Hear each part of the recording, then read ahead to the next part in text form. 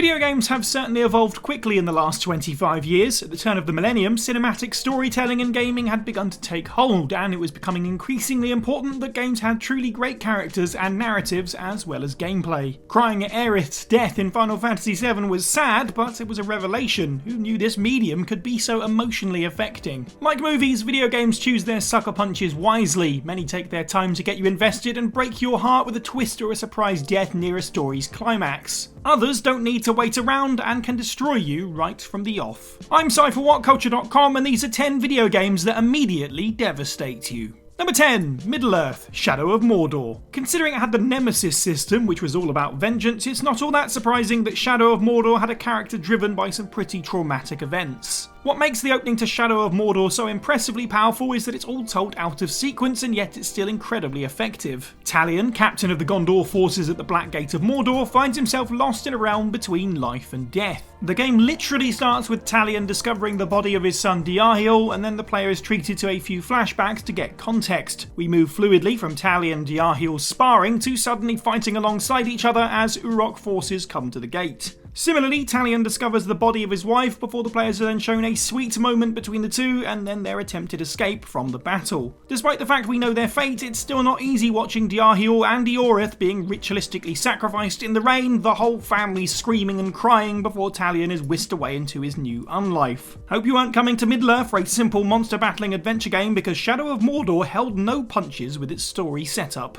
Number 9, Mass Effect 2. The original Mass Effect was praised for its characters, dialogue trees, and world building. Through hours of playtime, gamers found themselves seeing through the eyes of their Commander Shepard, formed bonds with their crewmates, and the good ship Normandy felt like home. Naturally, Mass Effect 2 puts this all in jeopardy from the off. Whilst on patrol for enemy Geth forces, the Normandy comes under attack from an unknown ship. Bulkheads are ripped to shreds, the bridge becomes engulfed in fire, and crew members are killed in the chaos. Joker, the ship's pilot, has to be convinced by Shepard to leave his post and not go down with the ship. Players' hearts are thumping from the off and then go cold as our player character throws Joker in an escape pod and then is blown out into space. As Shepard's suit breaks down, they die of asphyxiation in the cold black nothing. Sorry, what? It's a shock to the system that really separates the sequel from what came before, pushing the Mass Effect story ahead 2 years to where Shepard is brought back to life. Still, in the panic of this intro, players wondered what the hell was going on and if anyone was safe at all. It put us all on tenterhooks for the entirety of Mass Effect 2 and 3 because you never knew what might happen next. Number 8, Until Dawn.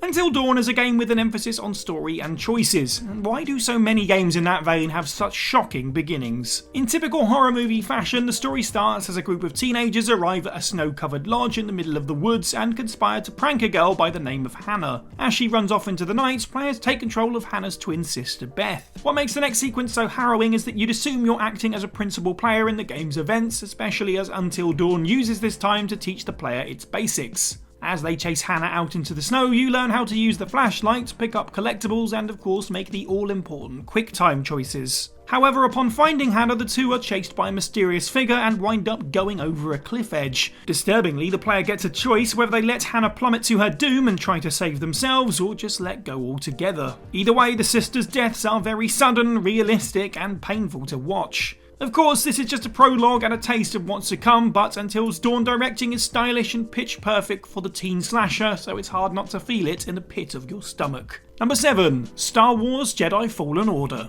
The opening to Jedi Fallen Order introduces us to protagonist and Jedi in disguise Cal and his colleague Praff, both working on a shipbreaking yard in the early days of the Imperial era. Praff is warm, talkative, and repeatedly refers to Cal as pal and kid. He bestows fatherly advice and is excited that their latest find, a Jedi starfighter, might fetch them enough credits to get Cal out into space rather than stuck working the same dead-end job. However, an accident occurs and Cal outs himself by using the Force to save Praff's life. Praff is appreciative and swears secrecy, but the pair agree that Cal should leave as soon as possible to avoid the Empire's spies. Unfortunately, the Empire arrives and asks for the Force-sensitive employee to come forward. To distract them, Praff winds up stepping up to rant about the Empire, and for his troubles, gets a lightsaber to the chest. This opening section of Fallen Order is a really cool insight into the smaller people of the Star Wars universe, people like Prath who wind up paying the ultimate price for standing in the way of a blood feud between the Empire and the Jedi. It's an unfair death, but true to his word, he repays Cal for his earlier act of heroics and sets the entire story in motion. Number 6. Resident Evil Village. Resident Evil 7 was a bit of a reset for the series, giving us the tale of Ethan and Mia Winters. Ethan overcomes the Baker family to save his wife, cures her of the infection inside of her body, and they are ultimately rescued by series veteran Chris Redfield.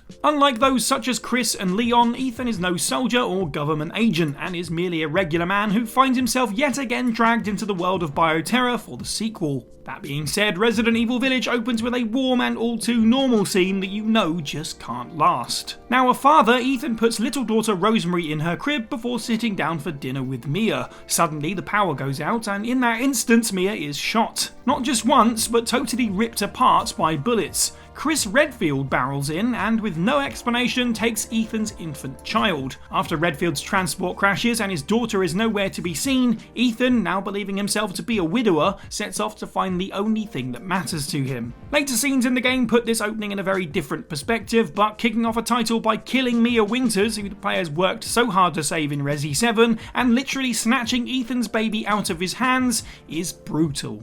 Number 5. Fallout 3. It's very easy to get attached to your player character in Fallout 3, primarily because you've been with them since the beginning, quite literally as the game opens with your birth. However, after the death of your mother, it's up to your dear old dad, lovingly portrayed by the warm tones of Liam Neeson, to guide you. The first 20 minutes of Fallout 3 show what it's like to live in an underground bunker after the end of the world, and whilst it might be a little weird and tense at times, at the very least you're part of a self-sustaining community. Then everything goes awry when your father, for reasons unknown, decides to escape the vault. Total chaos ensues, in which your best friend Jonas is killed, and with the vault's authorities in pursuit, you escape into the wasteland. The game shows you your childhood and then rips that safety away from you. Very rarely do games let you live out your early days in relative safety before things spin on their axis quite the way that Fallout 3 does. With your father missing and having just been chased out of your home, there's an unshakable feeling of isolation despite how big your brave new world is. There's no going back to your safe childhood now.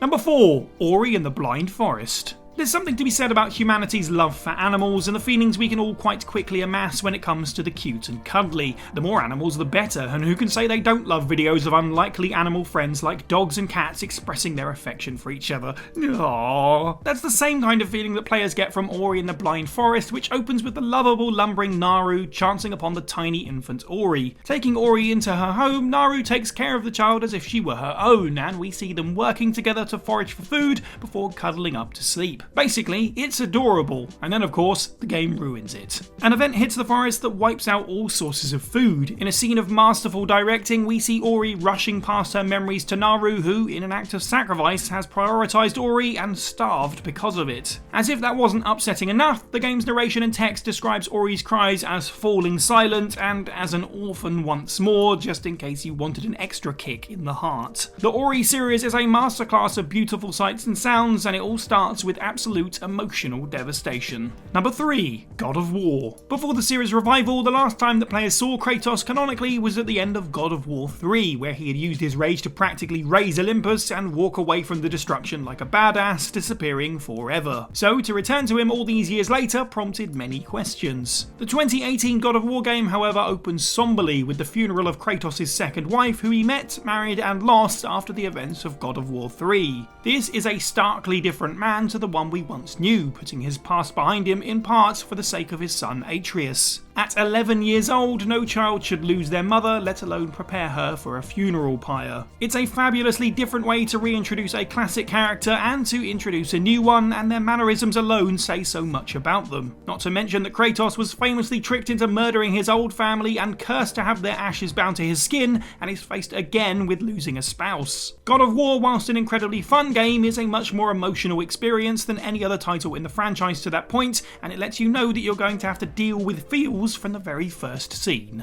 Number 2. FIREWATCH. Anyone who has seen Disney Pixar's Up knows that it's possible to tell the emotional rollercoaster of a relationship in the first 10 minutes and have your audience already feeling tender before the story has truly started. FIREWATCH, the 2016 adventure game from Campo Santo, does a very similar thing with even less. The game starts with one simple line of text, "You see Julia," and from there takes the player on a text-based story of love and heartbreak. Given choices on how to approach each situation, the player takes part in their first meeting with Julia, moving in together, and even the first pet they buy together. As with any relationship though, there are tough decisions to make, and the player is eventually faced with the crushing reality of Julia's early onset dementia. Interspersed with the player character Henry arriving for his new job at Shoshone National Park and the aftermath of this, and sets soft, beautiful piano tones, it's a credit to the written word how powerful this intro is. Even better, when FIREWATCH truly begins, the player has already formed a bond with their avatar Henry by making these choices and experiencing his painfully realistic struggles. Number 1. The Last of Us. It's a pretty obvious one, but what list on emotional devastation is complete without The Last of Us, a game famous for making players cry before they've even really gotten started. The prologue opens in modern day America with Joel and daughter Sarah hanging out late at home on Joel's birthday in a sweet, simple and all too normal scene. However, things take a turn when neighbour Jimmy forces his way into their home and Joel has to shoot him. The tension of the music and the performance makes the scene incredibly uncomfortable, and it's all too easy to feel concerned for these two characters you've barely met. Pandemonium erupts in the early hours as an infection spreads and local police try to enforce a containment, stopping Joel and Sarah during their escape. A lone soldier opens fire and Joel's daughter dies in his arms. Its opening sets up the tone and the cinematic direction that The Last of Us would promise and then deliver on. Rightfully looked at as one of the best openings to any video game, it just so happens to be one of the most emotionally crushing as well. It not only informs Joel's personality moving forward, but really puts the player in the right mindset that it's kill or be killed in The Last of Us's post-apocalypse. And that's the list. Let us know what you thought of this video down in the comments below. Which of these video games emotionally devastated you right from the off, and of course let us know of any others that we missed with a true gut punch in their opening moments. Make sure you like this video, share it with your friends, subscribe and hit that notification bell. I've been Cy for WhatCulture, and have a good week.